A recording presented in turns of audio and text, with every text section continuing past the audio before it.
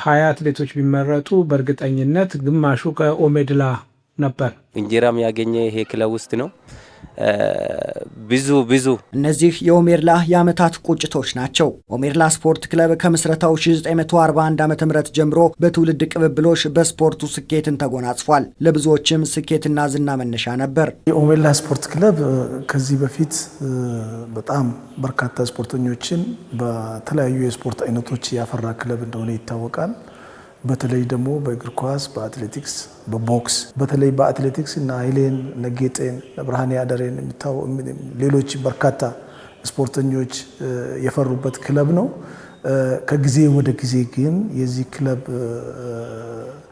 ስምና ዝና እየወረደ እየቀነሰ የመጣበት ሁኔታዎች ናቸው ያሉት። በዓለም የስፖርቱ መድረክ ሀገርን ያኮሩ ስፖርተኞችን ያፈራው የአገናና ተቋም አሁን በዝቅታ ውስጥ ነው። ኦሜድላ ስፖርት ክለብ አንደኛ ከፋይናንስ አንጻር፣ ሁለተኛ ከውስጣችንም ከነበረ የአሰራር ክፍተቶች እንዲሁም ደግሞ ከተለያዩ ነገሮች በመነሳት የኦሜድላ ስፖርት ውጤታችን እያሽቆለቆለ መጣ።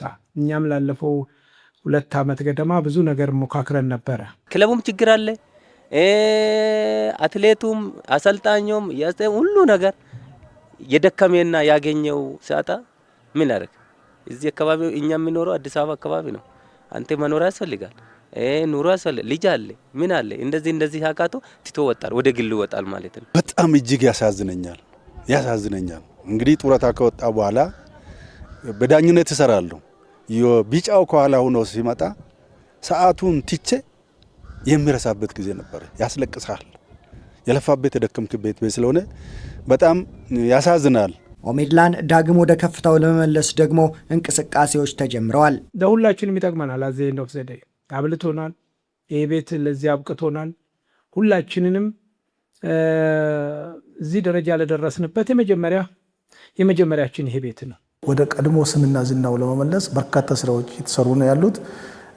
ከነዚህ ውስጥ ለአብነት ለመጥቀስ ያህል አንደኛው የመዋቅር ለውጥ አድርጓል። በዛ የመዋቅር ለውጥ መሰረት በደንብ ተደራጅቶ በአግባቡ አመራር ተመድቦለት በየደረጃው ስራዎች እንዲሰሩ ተደርጓል።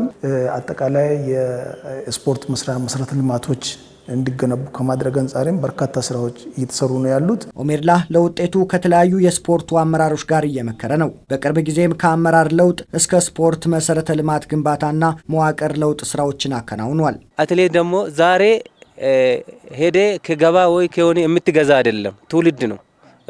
በቃ በጣም እንደዛ ተኮትኩቶ ካላስመጣ አትሌት ዝም ብሎ የሚመጣ አይደለም። ትልቁ ነገር ምግብ፣ ማደሪያ፣ የትሬኒንግ ቦታዎች ከተመቻቹለት ስፖርተኛ ውጤታማ ይሆናል። ፋሲሊቲዎች የተሟሉለት ደረጃውን የጠበቀ ካምፕ ግንባታ ለማካሄድ ዝግጅት ላይ ነው የሚገኘው። ለታለመው ከፍታ ደግሞ ከስፖርት ማዕከል ግንባታው እኩል ዘመኑን የዋጀ የስፖርተኞች ልማት ስራዎች ግድ ይላሉ። ትክክለኛ ስልጠና ነው፣ እድሜን ያገናዘበ ነው፣ ወቅቱን የጠበቀ ነው ትሬኒንግ የሚሰጠው። ያንን የሚገመግም አካል መኖር አለበት። ያ ከተደረገ ውጤት ይመጣል። ጎን ለጎን ደግሞ በጥራት ያለው ስፖርተኛ፣ ብቃት ያለው ስፖርተኛ በሁሉም የስፖርት አይነቶች በመመልመል ወደ ክለቡ የሚካተቱበትንም ደግሞ ስራ እንደዚሁ ጎን ለጎን እየሰራ የሚገኝበት ሁኔታ ነው ያለው።